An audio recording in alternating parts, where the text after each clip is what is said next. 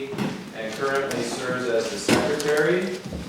Next to him is Peter Zarras, the current president of OCL, who's been involved for about 15 years, I believe he said. Yeah. George Matsoukas, also one of the founding members of Orthodox Christian Laity, former president, former executive director. He's executive director Emeritus. He served for 20 years plus. He's really been the face of OCL for many years. Probably most of you have had direct contact with George. And we have a special guest, Alexei Krindatch, coming to us from California. Pete may say some more about Alexei, but Alexei is a sociologist who's done many surveys for the Orthodox Church in the United States and on the continent on different topics. He's worked for the Athenagoras Center in California, for the Assembly of Bishops. He's just recently done a census. He worked on the U.S. Census of Religions for the Orthodox Church.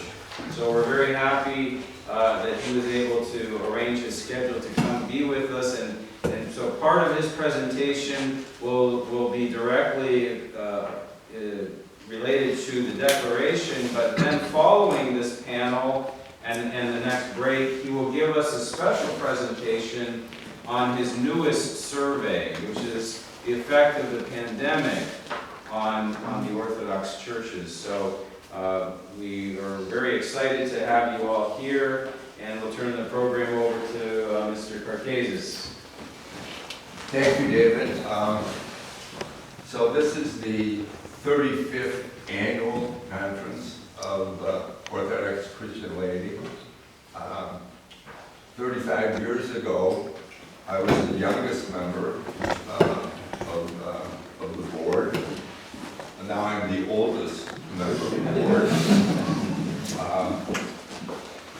In 1987, a group of Orthodox Christians, an Orthodox group, met in Northbrook, Illinois, at the home of Jim Coolidge, who was one of the founders, Andy Copan, Dr. Andrew Copan, who was married to my first cousin, invited me to come to this meeting, and there were people from all over the U.S., former national presidents of Loya, and they needed a lawyer to be there. So I had no idea what this meeting was going to be about. It was about founding Orthodox Christian Laity.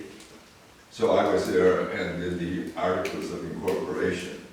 Jim Coolidge was the first president, I was the second. It's a 501c3 Illinois corporation, nonprofit, and here we are, 35 years later. We've had conferences every year in many parts of the country, and the culmination of what we've been talking about has been a bunch of publications, books, pamphlets. We've been blessed to have Archbishop Nathaniel, who's here today as our spiritual advisor, has been on our advisory board from almost the very beginning. Not that. So I wanted to give you a little bit of that, background about OCL, since we haven't really talked about us that much, but we're blessed to be here. We're happy to have had IOPA as the presenters talking about what they're doing here. And we can talk a little bit about the declaration, which is kind of like the summary of what we've been talking about for 35 years, administrative unity to bring the church together under one synod that elects its own president. And that's what the declaration talks about. It's addressed to the Assembly of Bishops. But first, I think Alexei has done some research on this, and he has a presentation. Maybe we'll start out with that, and then we can go back and talk about the declaration. Alexei? Thank you.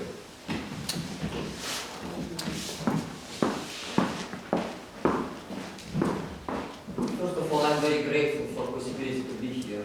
It is not my first OCL meeting, and it's always great to see some familiar faces, but always some new faces.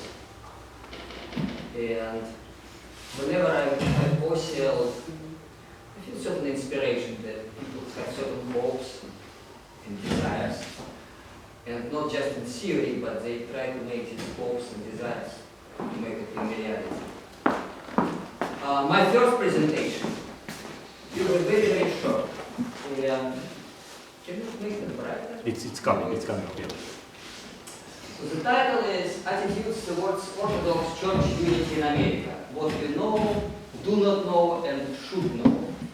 And really my emphasis is not on the first part, because I think David sent you a short material, what we know. But in my presentation, at the very end, and it will be really very short one, under 10 minutes, I wanted to discuss what we should know in order to move forward.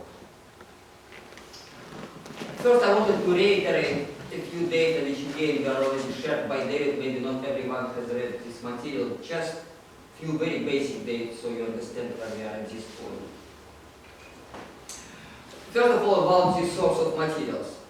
All what I will be discussing is published actually on Assembly website. If you go to Assembly website, you will find my old report, which is called Orthodox Christian Churches in 21st Century America. This study was published in 2018, and all data, which I will be discussing on the following slides, are inside of this 2018 report, so it's publicly available. It's not secret information, it's totally open source, which is on the website of Assembly of Bishops. What is also important, when we did this study, Orthodox Christian Churches in 21st Century America, and specifically looked at the subject of church unity, we were able to get opinions of both bishops and clergy. This is important, so we will compare them. In case of Orthodox parish priests, we have participation of slightly under 600 parish clergy all across the jurisdictions, which is a good sample. Technically, they represented about 1/3 of all American parishes, so it's fairly representative sample across the board. GOA, OCA, and TATs were represented proportionally to their actual distribution, so it was accurate numbers. As concerned American Orthodox bishops, at that time I was working for Assembly of Bishops, and Committee for Canonical Regional Planning conducted a survey among American Orthodox bishops, and I believe everyone participated except maybe 1 or 2 bishops. So again, it's fully representative data. It's not just a small sample, it's almost like a census. First, about hierarchies. So, when we ask them questions, what is their vision for the future of Orthodox Church in the United States, about 40% of them say that basically they see the future of Orthodox Church in America as a fully independent, autocephalous church. So 28% say, well, we can do this right away. 11% say, well, we know we probably have the first in the jurisdiction of ecumenical patriarchate, but only as an interim step. So bottom line was about 40% of American bishops, 40, less than half, envision future of church in this country as fully independent autocephalous. 19% of bishops say, well, you know what? You might have united church, but it should be under ecumenical patriarchate. And then 30% of bishops say absolutely no need for unified church. And then a few people, 12%, say, well, you know, I don't have particular opinion, I really don't know. Alright?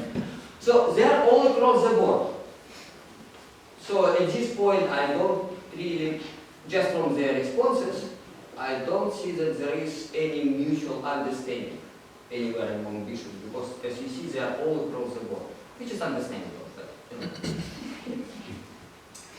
What is interesting though, when we compare opinions of clergy and bishops, clergy are much more in favor of Orthodox Church unity in the United States than bishops. So in case of clergy, you have more than half, 52% of respondents who say that they see future of American Orthodox Church as united and fully independent out of the Apostolic Church. Again, not the most majority, but slight majority, 52. And then, whereas 30% of bishops say that there is no need for Orthodox Church unity in America, only 18% of clergy did so.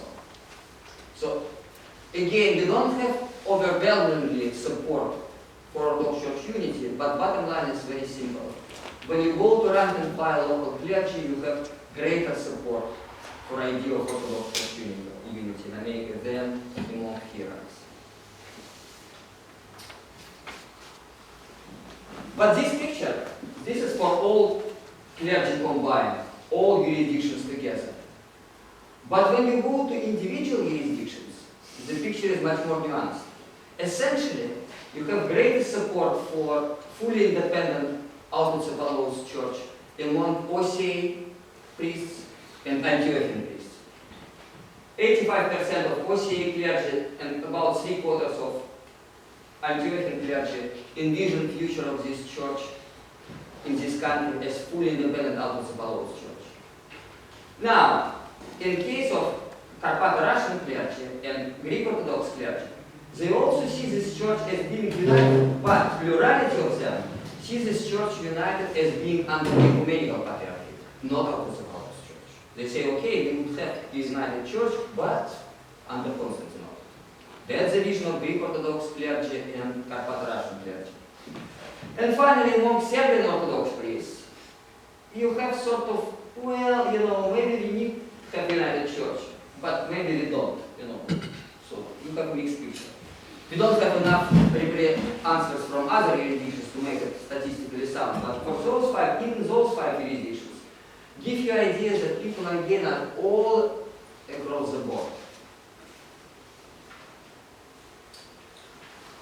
Then it was also interesting to see, okay, well, we looked at bishops versus priests all together.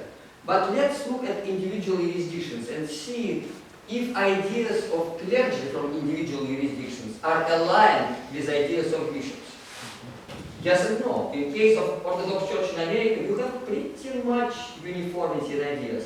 All OCA bishops at the time of survey say, okay, we should have united Orthodox Church, and 85% of clergy, so pretty much consistent with one another. But then on the opposite side, you have Antiochians. Strong support among clergy for Orthodox independent church, but only a quarter of bishops felt this way. Whereas plurality of Antiochian bishops by time of survey say there is no need in the United Church. The church should stay the way it is right now in the United States. And in case of GOA bishops and GOA priests, basically you have uniformity in their ideas that yes, we do need united church, but both among bishops and among GOA priests, a plurality or strong majority in case of bishops believe that this united church should be under ecumenical patriarchy. So again, you have a very nuanced picture. Bishops versus clergy. Clergy when we look by jurisdictions. And in some jurisdictions, bishops agree with clergy, and some they don't. I know it's complicated things, but sorry for being messy. Now, this is what we basically, one more thing. We also looked at opinions of clergy by age categories. And bottom line is that younger clergy are more in favor of unity than older priests. And this is true for all jurisdictions. In some jurisdictions, the gap is really big. In some it is smaller, but all across the board, younger priests are greater supporters of Orthodox Church unity in America than older clergy. This is all what we know at this point. But here I wanted to raise a few questions. I think what we really need to know in order to move forward. OCL is old, established organization. But truth to be told, I mean, you have a number of supporters, but they belong to particular category of people, right? We really don't know what is the reach of OCL. What percent of American Orthodox clergy and laity are aware and supportive of OCL? You don't know this. You really don't know how many folks know about it, how many folks just mention your name, you don't know, right? Out of those who know, positive image, negative image, right? Second question, and probably even more important, what percentage of American Orthodox laity and even clergy are aware that even issue of Orthodox Church unity exists? For a lot of people, the way it is now is just something what people take for granted. You even don't know what this percentage of people are aware. Now, out of those who are aware that theoretically there should be canonically one church in one place, one bishop in one place, out of those who are aware of it, how many really care? And who say, okay, well, theoretically it's a nice idea, but, you know, let it be the way it is. You had declaration, and David told me you have email list of about 5,800 people and then conventional mailing list 3,600. But declaration was signed only by 321 persons. Right? And all of them, when I looked at the list, except maybe two, were Antiochians, OCA, GOA, no other jurisdictions. This raises questions for me as a sociologist. Right? So my question to you, and then I will give you a few ideas. I'm not only asking questions, I am also giving ideas, alright? So here's a crucial question. Beyond current limited reach of OCL, what can you do to make idea of Orthodox Church unity in America attractive, or put it that way, sellable to wider Orthodox audiences? You know, idea of church unity, it's a product. You try to sell Apple phone, right? But if you try to tell to audience, you know what, Apple phone is a great phone because it has great camera. But if you use for all your entire life Samsung, and you really take picture with your real camera, iPhone, also it is great phone, will be never sold because you don't deliver your message in a proper way. Technically, you have two ways in this situation, this iPhone. Number one, you can switch from camera iPhone and tell this guy who uses Samsung, you know, in addition to great camera, iPhone also has such and such and such features, which are better than on your Samsung. That's one way to sell it, right? Another way would be to convince, stop using your out-of-date camera, this camera is really better. But if you simply try to sell iPhone to someone who was using Samsung and never used camera on the phone, then it's called solicitation. Now, here is a few ideas in terms of how idea of Orthodox Church unity might be sold to wider audience. For example, you can emphasize to people in the pews and local clergy that in a unified church, local parish community may have greater independence, which is sort of in line with American tradition of congregationalism. So local parishes needs greater independence in local decision making. You can try to sell idea of greater role of laity in church administration and election of bishops. This is something which is showed up repeatedly in my surveys. So all those ideas, that it's something what I'm getting from people in the reviews. New forms and greater participation of laity in sacramental ministry. That's what we are missing presently in our churches, and this is what people are looking for. Again, it would be one of the problems. We say, okay, we have our independent church, we may push for this idea, right? Stronger emphasis in our churches on contemporary social and political issues which are facing the United States. That's again what I'm getting constantly from people in the views we are missing in our parishes. More connection and better ties between Orthodox parishes and lives of their local communities and neighborhoods. In many places, our churches are totally disconnected from the life of local community. Stronger focus of our church on external mission rather than on internal workings. So go out. Also, what could be emphasized, in many places, we have a bunch of nearby smaller dying out parishes with just a few kids in each parish. So idea could be attractive of merging those smaller and dying parishes into larger communities from different jurisdictions to give them new chance for a new life with more kids in any given parish.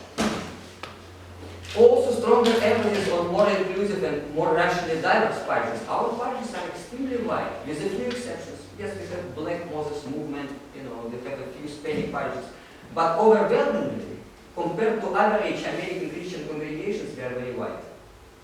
We didn't make any, effort to have more Black folks, more Latinos, more Asians. This is another idea which could be sold, so to speak, to wider audiences.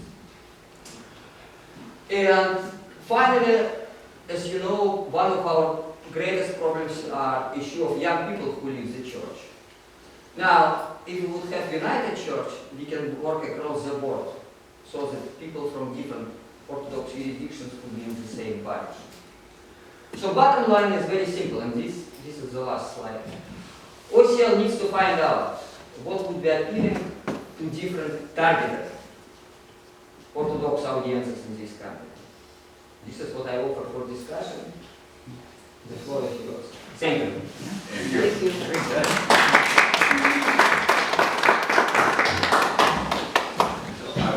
you. I wanted to note that I mentioned Jim Kugler's work because that was his home where OCL started, and his daughter, Patty Damish, happens to be here today, so I wanted to welcome her to this 35th annual meeting. I also wanted to comment that over the 35-year history of OCL, it's published many books, lots of occasional papers. It adopted a resolution for autocephaly on October 10th of 1998 and published it. On the front of that little brochure, there's a couple quotes. The first is, and I'm quoting, "It is truly a scandal for the unity of the church to maintain more than one bishop in any given city. It contravenes the sacred canons and Orthodox ecclesiology. It is a scandal that is exacerbated whenever philatalistic, ethnocentric motives play a part, a practice soundly condemned by the Orthodox Church in the last century, the 19th century." That was the late ecumenical patriarch Emeritus of Constantine. Another quote, "We consider that a patriarchate of North America should exist only so that we can better serve our faithful." That was Patriarch Ignatius IV of Antioch. And finally, "I strongly believe that a united church in North America would, without any doubt, be strengthened in its ability to witness the gospel of Jesus Christ in North America." Metropolitan Theodosius of the OCA. So we have, and I thank Alexei, because it really, the data that he's presented today really highlights where we are. When you talk about the OCA and their overwhelming support for Orthodox unity, you're talking about a church that is already autocephalous. Their bishops are not appointed by a synod in Antioch or Constantinople or Moscow or Budapest or Bucharest. They elect their own bishops, and their bishops elect their own head. I don't think a lot of people in the pews understand the difference between autocephaly and autonomy. And I think the reason for that is because the bishops haven't given permission to the clergy to talk about this. This isn't a subject that the people in the pews are aware of, Because who are they going to learn about it from? Well, they go to the OCL website, but as you've indicated, it's a very limited reach, although we have a very active website. But anyway, let me get to the declaration.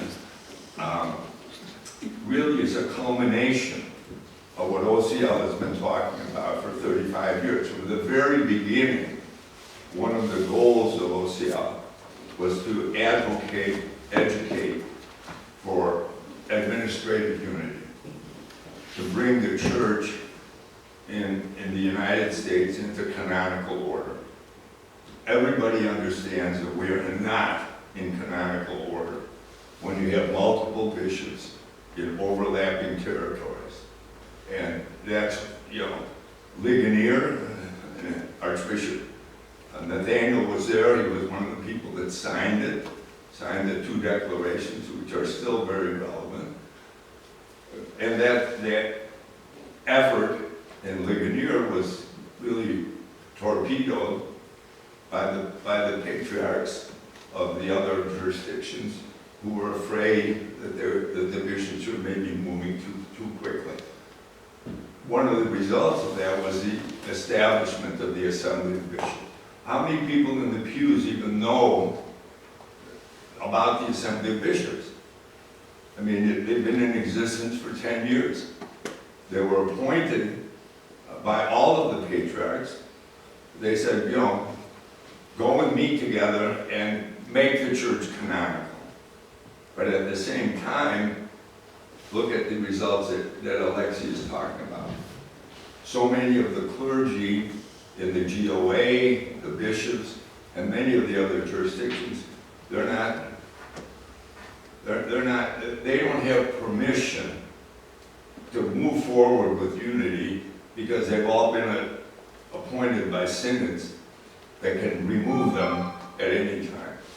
So the declaration, I don't know how many, you all have copies of it, was a culmination really of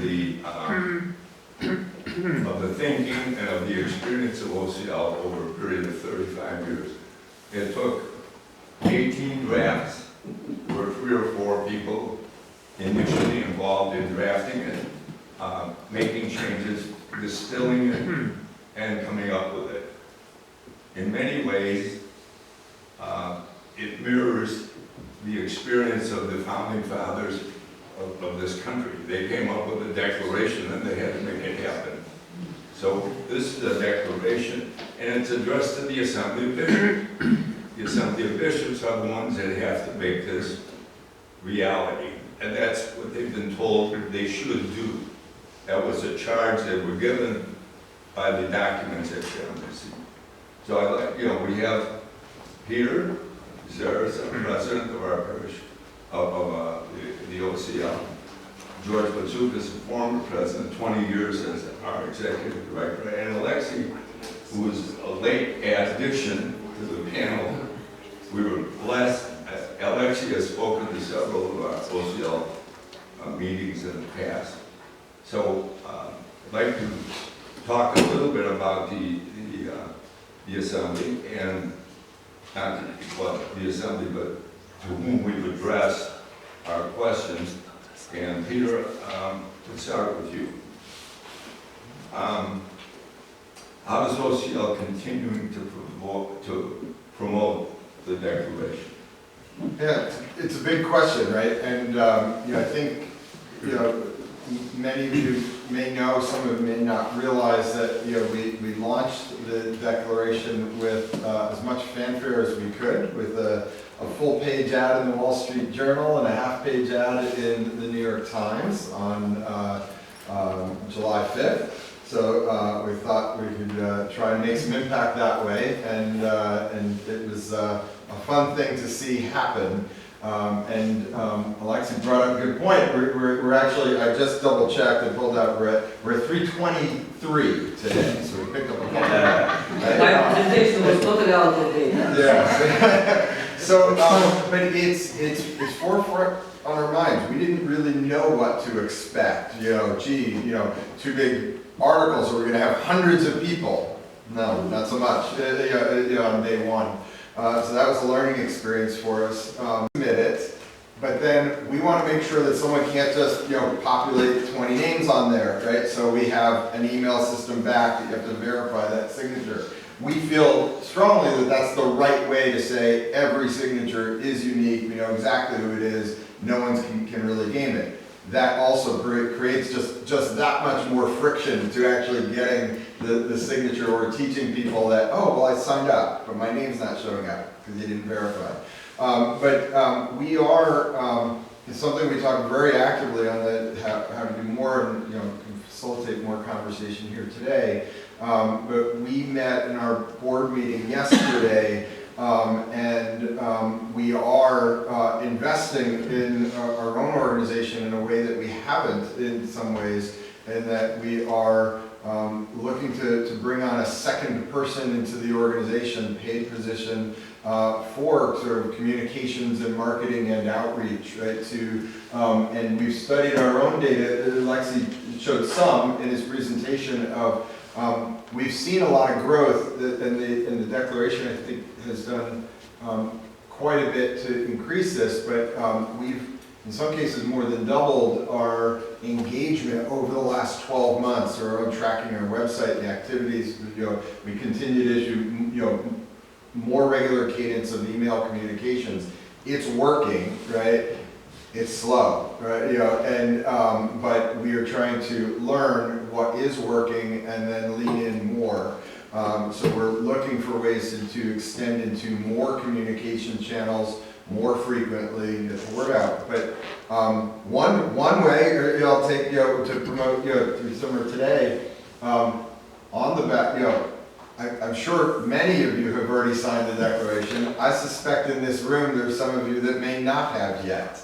So I would like to give you an opportunity right now. You won't be rude. Pull out your phone, right? On the back of the declaration is a QR code. You take a picture of that. That'll take you directly to the declaration, right? You could also go just straight to our website, ocl.org, right? And fill out the form right now. Let's see, we'll look at the end of the hour. Let's see if we pick up a few of you. I'll refresh again. But the other things that we're looking to do is not only, if you have signed it, thank you. But then I'd ask, have your friends signed it, right? Have your family members signed it, right? Have your siblings signed it, your children, your parents, right? Other fellow parishioners, right? And the more we talk in that language, encouraging, we do find, right? Sometimes one of my own siblings, right? Have you done it yet? Yes, I'm going to, right? It's there's a little bit of friction, the intent versus the action, right? It does take work, but our belief is that it will spread and continue to spread, and results, we believe, we will see more results. No, I don't think so. You were one of the members of the drafting committee of this, and I'd like maybe you to comment about it. And also, you've been involved with OCL almost from the beginning. You were the face of OCL, really, for 20 years as the executive director. You have more contacts with more people than most of us on the board. So why do you think that we're ready? Are we ready for unity? No, I think that we're more as an assembly of bishops. They have the assembly of bishops, and it looks like they're, doing something about unity. But I do think that we're more disunited in the assembly of bishops than we have ever been. I think that world affairs, the bishops from the beginning, when they started the assembly, they didn't know how to communicate with each other, and it was a time for them to meet each other, but they don't know how to, the rules they set up to make decisions were very convoluted. They had to have 100% agreement to move ahead on anything, and that was a very difficult way to organize the assembly. But since then, it's 12 years old. Today, I think that the assembly is more dysfunctional than the way it was set up. And I think that the world affairs, the war, The schism between Moscow and we're in a Constantine. schismatic state that, in Orthodoxy that we never were before. The bishops don't cooperate. Some don't even attend the meetings. A few of the last assemblies didn't have quorum. So I don't think that all these things that you point out about bringing in more diverse communities and reaching out in a mission, that's difficult for OCL or parishes on their own to do if it's not done by the hierarchy. In the metropolis of Atlanta, they're working to just bring their churches together, as we heard today. They're not looking for outreach, or they're just trying to communicate with each other. I think the church was more unified under Scoba, and when they met in Ligonier and put forth those two documents on that this is not a diaspora community, that we are a mature church. There was more, that climate was more conducive to unity than we are today. And I just attended the Pledge of Laity. I'm from the Greek Orthodox jurisdiction. I was a member of the delegation of my parish, and that was the 9th Clergy Laity Congress that I attended. And it was the most ethnic-oriented, most oriented to the patriarchate than I ever attended. It was like the whole assembly was just to let us know that we are an eparchy of the ecumenical patriarchate. It was not an open meeting. I was very discouraged. Alexei, you have some comments? Just a comment. First of all, I would not say that assemblies of bishops is dysfunctional. In fact, from what I'm getting, I'm not working for assembly for the past 2 years, but I'm still getting a lot of communication. Last meeting was fairly functional. But truth to be told, the agenda of Orthodox Church unity is not on agenda of assembly. And I don't envision it anytime soon. So organization is functional, but it's not what they envision. But that's your purpose.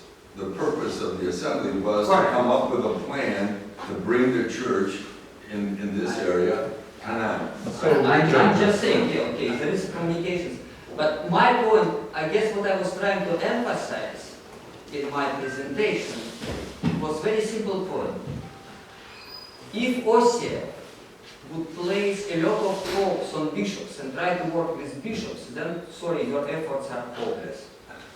Period. You are wasting your time. Ladies and gentlemen.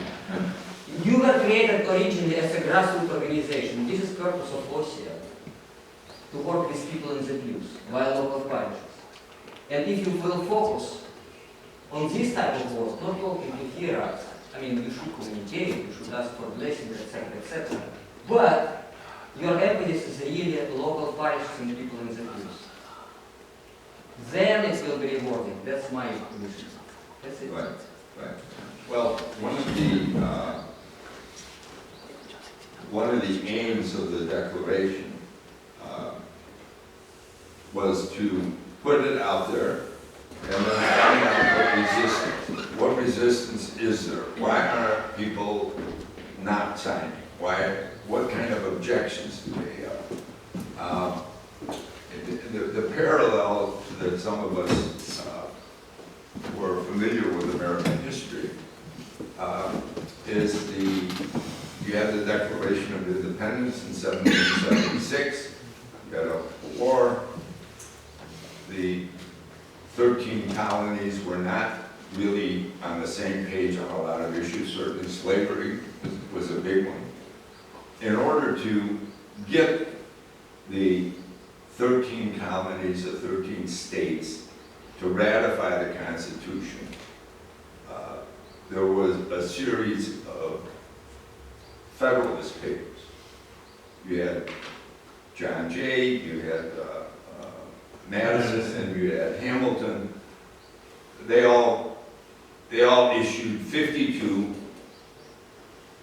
supporting papers to support the ratification of the Constitution. So far, we produced 3. So we have 3 occasional papers, 3 papers addressed to the issues the people are raising. Some, I don't feel like putting my name on things. I think it's disrespectful to petition bishops. They might not like it.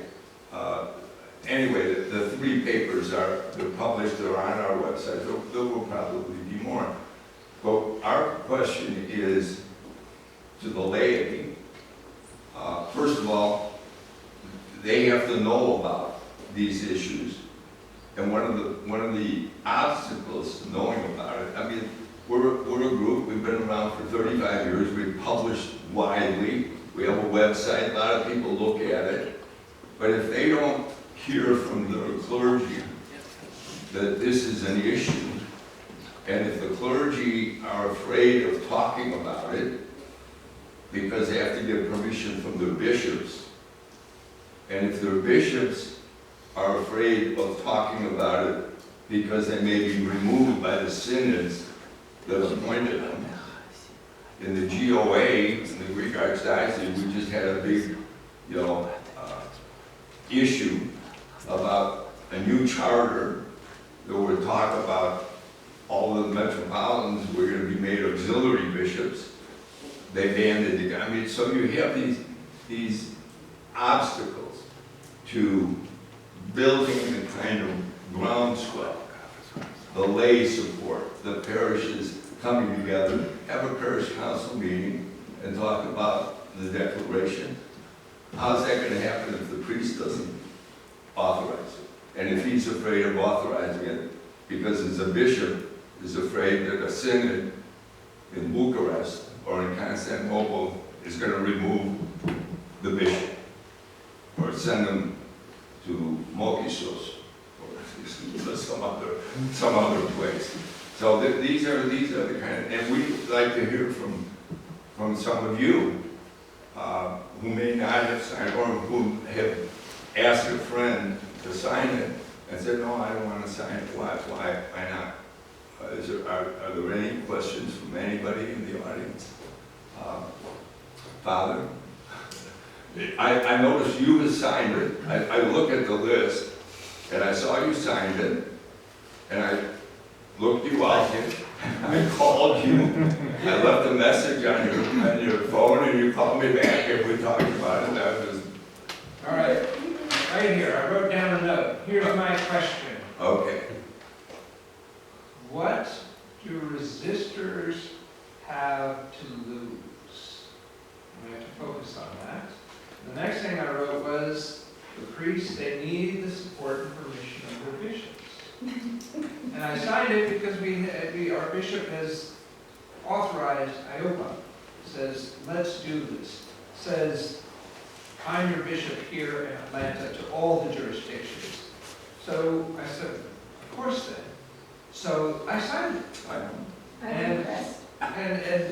But it's a reality that they're not sure, and they don't want to cause friction or be censored or whatever. So what you're saying is a very real sort of situation. But I go back to, what do the resistors have to lose? And none of this work will happen without God, because it's too big to let. We can't do it. Nobody can do it. We just has to keep praying and not give up and just do our part and then pass it on to the next generation. Let them do our part, their part. So, Father, what would you say, how would you answer your question? All right, answer my question with a question. We can. Socratic. My question would be, my question is just, what can we do? And we can pray, and we can not have an agenda, not worry about work that God has entrusted to us, and we just do it and leave the results to Him. And Father, I think I have found some cases where the reciprocal is also true, right? People are timid about what do we have to gain. There's many people, I hate to say it, there's a certain apathy, right, to saying, oh, what's my one signature going to do, right? You know, or something. You know, is my voice going to be heard? Is it going to mean anything? Is it even possible, right? You know, to do this, right? I signed it, and I got a call from a former president. Yeah, no, that's awesome, right? Yeah, exactly. So, but that's part of what we've tried to get the word out is that say, you know, yeah, if you're not willing to sign and not willing to talk to others, that's a resistance in itself. I think what you stated at the very beginning is the most obvious, and it causes everyone to be silent. We're in an uncanonical situation. What can we do? Father, this is my opinion on that. You know, I got into this organization and I was oblivious to what the national picture, the big picture was. Because my parents was going well, I was teaching Sunday school, life was good. And then I started realizing, okay, we are uncanonical. By definition, that means we are not complying with God's will. Would you agree? Okay. So here's our hierarchs, especially in the GOA, who are saying, you know, we know this is wrong, but we're not going to change it. We're not going to take any initiative to change. And so, you know, I want to be in awe of these hierarchs. I want to be. Pretty hard when I know that they intentionally are doing the wrong thing or not supporting the right thing. And, you know, we ask for God's blessings. We want our church to grow. We have the true church, but we don't follow His rules. So my question is I'm guessing God's a little pissed off. And He's saying, well, you know, you guys know what's right, you're not doing it, so go do it on your own, see how that works. Well, that's exactly, I just finished working on the book by Stephen Young. I did read God is a Man of War, great book, and then he wrote The Religion of the Apostles, explaining how Orthodoxy operates. And he said exactly that. He says, when the Israelites misbehaved, God removed their blessing and said, okay, do it your own way. And of course, they get pummeled and they come back and say, what can we do? What can we do? So I think Alexei gave us a great motivation. He said about how we can address issues in America with a united voice, that we can be the church, that we can show what hope and unity is right now, because Jonathan Peugeot, he gave a great little talk about the gargoyles on the church. He says the gargoyles are important, that they're in the architecture of the church, because they're the weird, goofy things that are going on, but they're not at the center. They're not on the altar. They're outside to show they're real. There's aberrations in humanity and society. He says, but the problem is, now they're at the center. Now they're on the altar. And they're running our society. They have to be there, but not at the center. God needs to be at the center. And Father, another flavor of what we have to lose, right, is, you know, not what we have to lose by signing, what do we have to lose by not signing, by not committing, by not pulling it forward?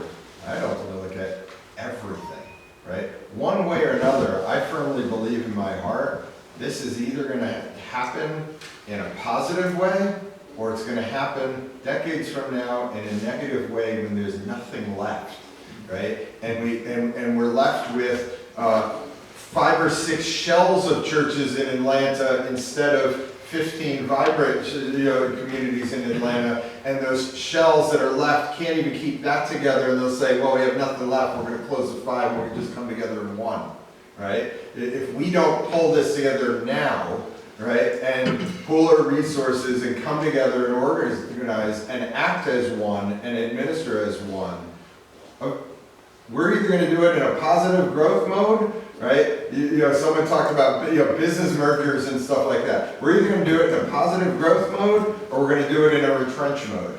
And it's criminal to me to think that we're gonna do it decades from now when there's very little left. What we don't hear is the sound of people walking away. Except Alexei hears it. Yeah. Well, we see it in this statistics though. Yeah. Almost all of the jurisdictions are losing people. Most of them are not growing. But Alexei's numbers show the American Orthodox Church is the main supporter of this. The OCA. The OCA, so perhaps we should gravitate over to that. I'm saying think a different way, Amen. because that's where numbers go. And that's what you said about the revolution. Most people don't know, most of the colonists did not support revolution against Britain. That's right. It was a minority of people. It's always a small group that makes the big changes, good and bad. The Bolsheviks were a small group, but they were able to infiltrate and change the whole country in Russia. It's the same thing with the colonists or the founding fathers. They were not the majority.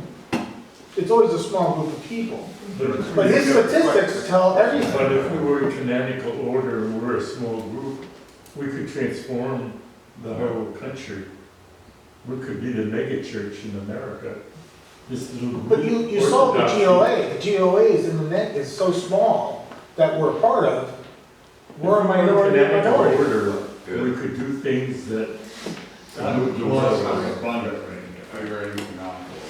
That's just my Did you have a, yeah. Maybe more of an insight. I'm working on a dissertation on ecclesiology, so just church structure. And I think one of the particular problems in the United States is jurisdictional skepticism amongst hierarchies and amongst clergy. And many of the clergy I work with, and I work at a church and work under clergy, I know for a fact, the pejoratives leveled at other jurisdictions. All the Greeks want to control everything. The Russians are conspiracy theorists. Things of that nature. And I think that problem in the United States is particularly heightened because the United States, we have the concept, it's a blessing and a curse of individualism. So you saw, and we'll probably get into this when we talk about post-pandemic life, but even within our own parish, we had people, so we had certain procedures to mitigate the spread of the coronavirus. And there were other churches in the area that didn't have those procedures. So people would say in our own parish, all right, well, you guys are no longer, sticking to the fullness of orthodoxy, so we're going to go to such and such parish.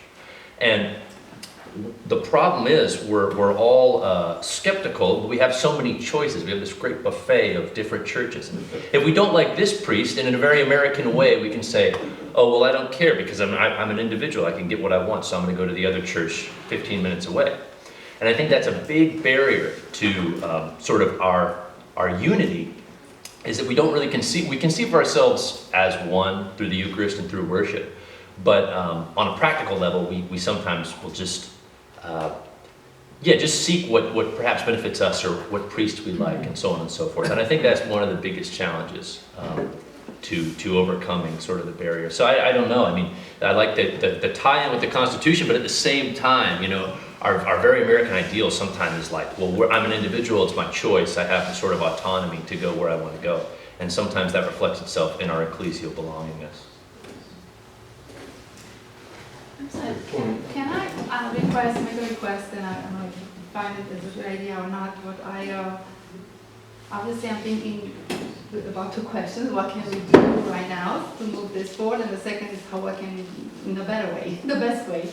And in my mind, I think personally, I have a need at this point to express that I need to be if somebody can take 5 minutes to educate me and how this is going to look if it will be implemented right now, if just not right now, the grace of God to be implemented. I would like to know, be explained like with the third grader, so I can pass it along to others. That teachable moment, if you could, somebody takes a few minutes and do that. I think that would be extremely useful for me and for others to explain, because I feel like you know what this is, but I don't exactly. I'm making assumptions and I don't like to do that. So the clear picture, I think, is going to be useful to take back and we use it in our parishes so we can explain that. But explain it as for someone who has no idea about the administrative ways, because I think people in the pew, you said that, right? They don't know how this works and what's the ideal situation, which probably is going to be sellable if we are going to make it as easy as possible to be understood. I think there's two approaches, right? Alexei says that if you're going to concentrate on the bishops, you're wasting your time because they're not together. They obviously, there's a big difference between them. Our declaration is addressed to them because on that level, we're saying this has to happen. It cannot happen without the bishops. That's their job. That's the charge they were given by the documents at Chambassi that established them. So the declaration is respectful. It's addressed to them, and it seeks their support. On the other hand, Alexei said, well, you really need the laity to do it. You know, there's a saying in Greek, you know, my dad used to tell my older brother to do something, and he would try to get me to do it. So the master tells his dog, and the dog tells its tail. So for 35 years, I've been hearing, you know, the hierarch saying, well, we don't know that the people want this. You know, prove to us that the people will support it. And on the other hand, you have a laity who are saying, but we don't know about it because you haven't authorized your priest to give a sermon. When's the last time anybody has heard? Let me go I back. have a vision, Ade, I would like to know how this is going to look like. What the future state of if we had autocephaly in the United States, what does that mean? Yeah. Starting with the implementation, because what do you do with all these bishops? All right, If we so- only have one? First I like to have a vision. I want to know where I Who is the person that makes the final go. What's decision? the picture? What's the picture look like? We're going to have a patriarch here, we're going to have bishops. I've heard bishops that we see here. Do we mean Lilburn or do we mean Atlanta? The bishops here, let me just interrupt for 1 second. So Archbishop Nathaniel, who's been on our advisory board, maybe 20 years ago, at maybe, what was it, our 25th annual meeting, our conference, gave a talk, and it was entitled, The First Anniversary of the United Orthodox Church. It's on our website. It's on our website. Right? Everything's on our website. So, you know, His Eminence took the time to explain what is this going to look like. Let's assume that the Assembly of Bishops, a year ago today, had come together, had elected, and said, we're no longer an assembly, we're a synod. We're all together, we're going to elect our own head, and we're going to petition our mother churches to grant us autocephaly, which is pretty much what the declaration calls for them to do. So, Your Eminence, do you recall all of the things that you talked about back then, about what would be the accomplishments, what would the church look like if we had an autocephalous church, all the bishops, all 53, however, are all part of one synod, and they've got time to work out which bishop gets Chicago and which one gets Peoria, and which, that thing which they've already done. But maybe you could help explain what would be the benefits of having a single autocephalous church in the United States. Well, we say in the creed every time we have the liturgy or we recite the creed, we believe the church is one. And the unity of the church is not solely in the Eucharist, it has to be in order, good order. The apostles had good order, they came together to celebrate the Eucharist, but there was good order. And we have disorder here, so where you have this kind of a situation. So the benefits are exactly the benefits of any other local church. Not to say Orthodox, but any local church, which is all of the benefits of unity, which is work are, without getting into individual things, that the faithful would understand and outreach that they haven't before. For example, if I'm a Romanian Orthodox and I have a neighbor who's not Orthodox and certainly is not Romanian, I don't feel that I can go to them and say, come to my church because it's in my language.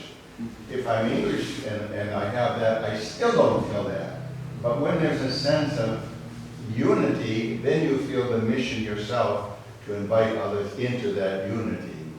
So I don't recall when you mentioned that I wrote something, now only the title comes back to me. I read what I said. But it's not something, it's something without which we cannot move forward. And I don't know if it was George maybe or maybe it was Peter, but said, little by little we dwindle. We dwindle because we have competition with one another. And that ought not to be. So when there's a unity within an area, a geographical area, and where the bishop is there, where the bishop is at, the church is there, it means that there has to be some kind of moving forward in a unified way with everyone together. A bishop without a flock is not a bishop. A flock without a bishop is not Orthodox. That's Congregationalism, and we don't do it. Although it may be American, it has no role in the life of the church. The church is one. If you look at European churches or other in the Middle East and so forth, in general, there's a unity of the faithful with the bishop as a sense of unity. Not him, but the fact that he continues what the mission of the church is, which is the whole reason for this unity is salvation of souls. That's the whole thing. It's not to have a bigger structure, it's not to be more successful, it's to have unity, it's to be the place in which people work out their salvation, which is the church. So the benefits are such that we're living without them. I can say that. We're living without them. But we're dwindling. Well, the dwindling is for many factors, yes. So, yes, we have to be careful too about looking at one another. There's a certain amount of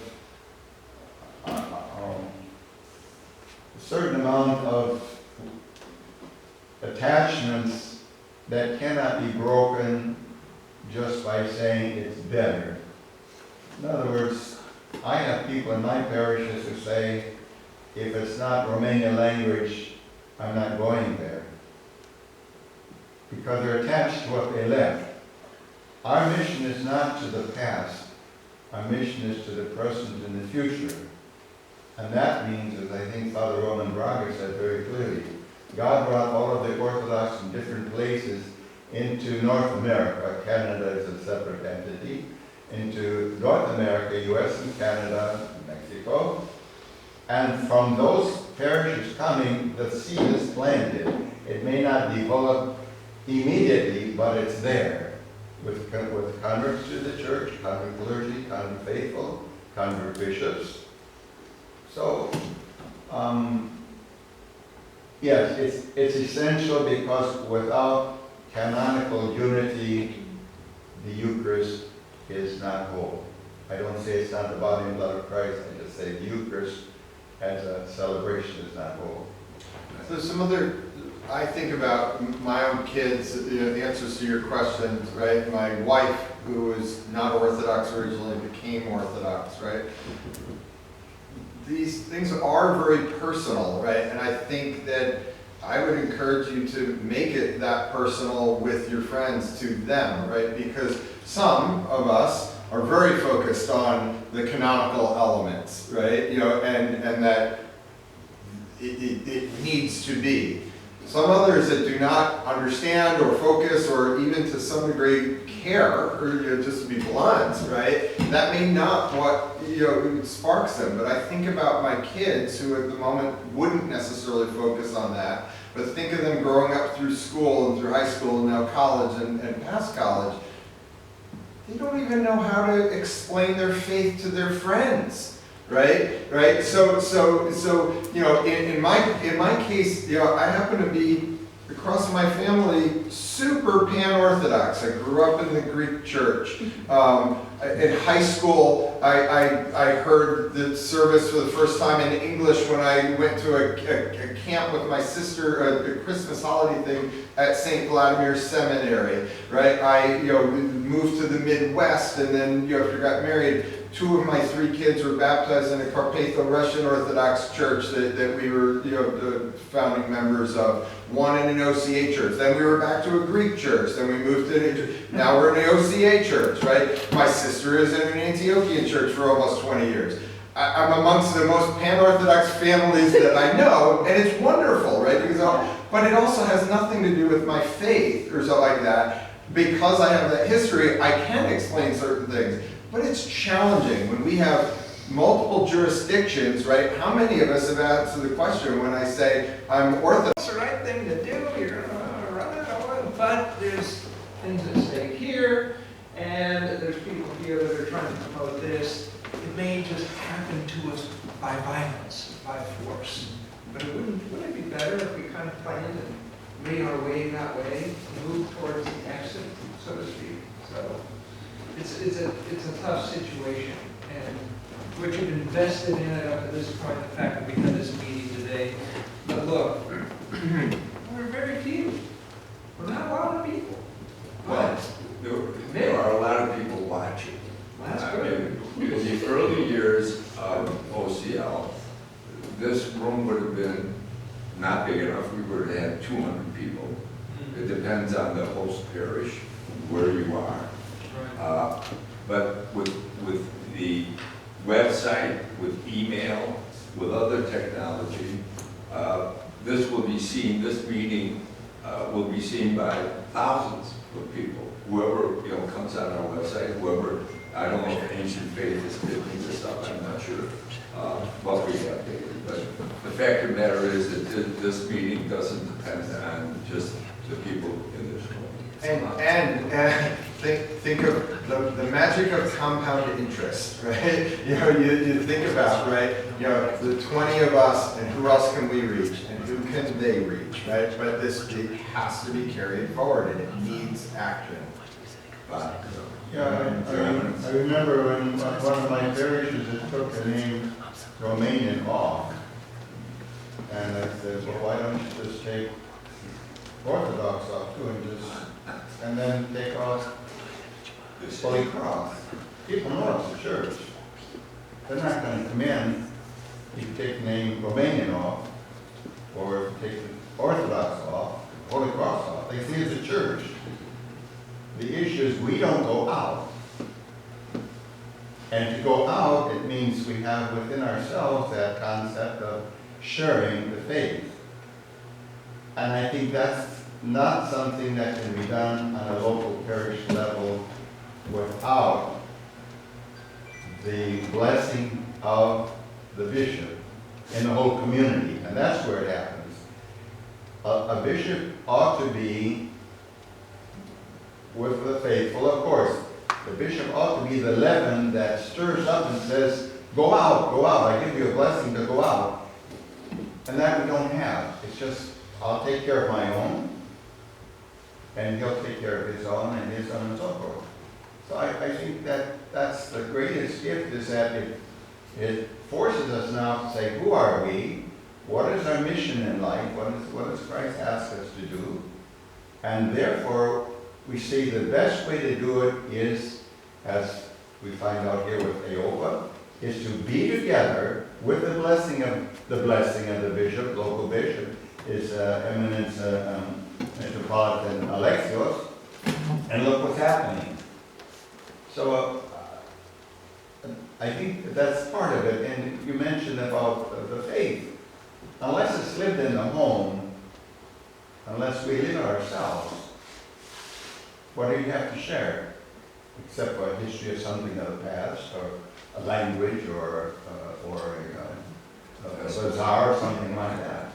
So, yes, bishops need to be more aggressive in that sense of saying, I'm a bishop not just for my own people in my own diocese, but the people who are in that area. I can't even say that. It's very complicated. Your Eminence, speaking personally, right, to that faith, I struggled, frankly, 20 years ago, I found myself in Lafayette, my wife, in Indiana, my wife and I found my Orthodox faith was very deeply rooted from my parents, and we've tried to do the same with our kids and my wife and I. But for me, I always felt it was mine and my personal thing, right? And it was contained, if you will. I started observing friends, right? And I used to think, oh, I'm Orthodox and I'm right and others are wrong, or other faiths or this or that, right? It's a very simplistic thing, but it was like, oh, we're the church, right? And then I started observing friends that spoke about their Christianity from other predominantly Protestant disciplines. I started looking at, as a kid I used to, oh, well, they're wrong, we're right, and I kept it to myself. But then I looked, it's like, wait a minute, they talk about their faith, they do this in the community, they do that, right? I looked at it, I was like, oh my gosh, like, there is something to be shared here. But still, for me, somewhere or another, right, the complexity of the organizational structure, in my way, contributes to that. I don't even know how to explain it. I know it myself, I believe it, it's my faith, but it was a limiter to this comfort of explaining it to others. So, Well, if we have a couple more questions, then I think Alexei has another. well, so I think we're this until about 12:15, then we're at a 15-minute break, Okay. and then at 12:30. I think it's the schedule, so we have a little bit of that. So one of the things that we talked about as a benefit, if we were united, and His Eminence mentioned it, kind of being in competition with each other. There's so many wasted resources and money and talent, and like by having all of these jurisdictions doing things kind of, Duplicate. the word Inefficient. They duplicate. They do it poorly.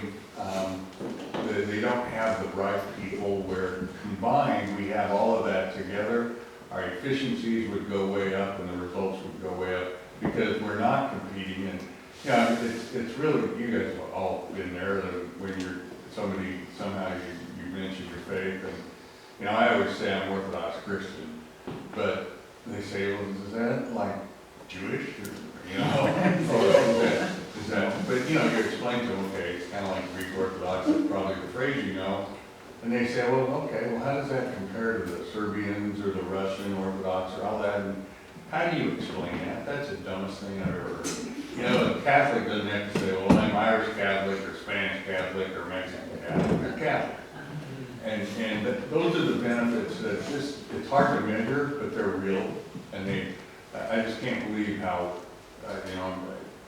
much better we would operate under a local American church that had a united outreach and evangelism and Sunday school program and all of these things that are so important. They were united. You could take the best people from every jurisdiction to let them build the programs with the combined budgets that you say it'd be unbelievable how efficient that would be and effective, in my opinion. And I thought one of the comments yesterday at the cathedral, when we said, well, what would change in your parish if you had administrative unity? Let's assume that the bishops declared that they were a synod and they elected their own head, and all of the mother churches said, we acknowledge your autocephaly. What would change? And Father said nothing would change. Everything would still perish. Programs would continue. The youth program, maybe there would be, IOPA would be, stronger, you'd have more cooperation, and you'd have it in Chicago, and in Detroit, and in Los Angeles, and other places. But in terms of, would a parish that was primarily Romanian immigrants, would they have to go to an English liturgy? No. That would evolve, organically, I should say. But eventually, we all become American. I mean, we may resist the idea of assimilation, but that's the history of the country. With intermarriage, and if we want to maintain the church as an Orthodox church, it will eventually be an American institution.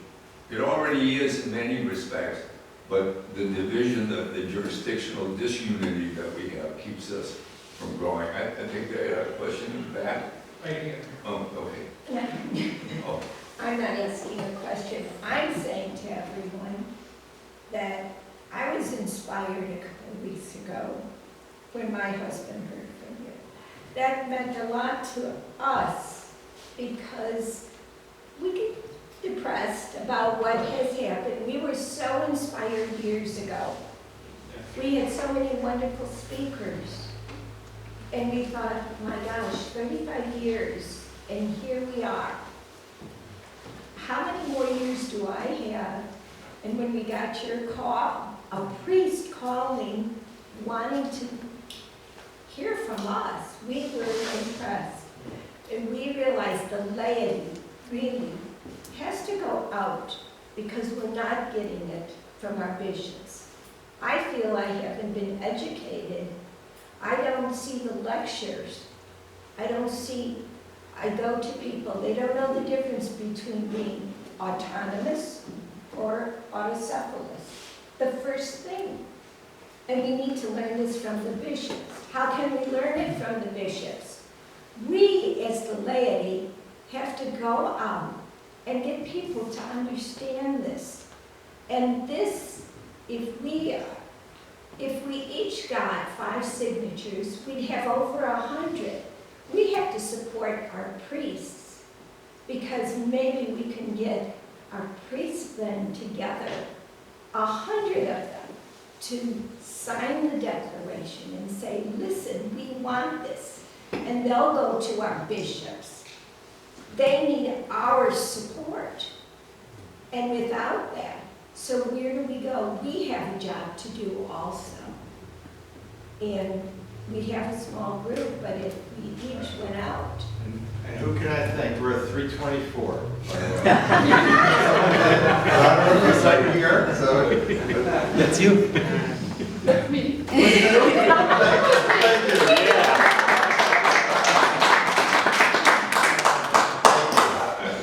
I thought you were going to, you had me. Yeah, I just want to say, there might not be changes, in the parishes of the late people to create a disunity, but, knowing for the priest will be, the activity in the office of the priest will be changed, because knowing that you have the bishop around the corner might make you a little bit more aware and more serious about your work that you do in an office. I'm telling you from the priest perspective. Right.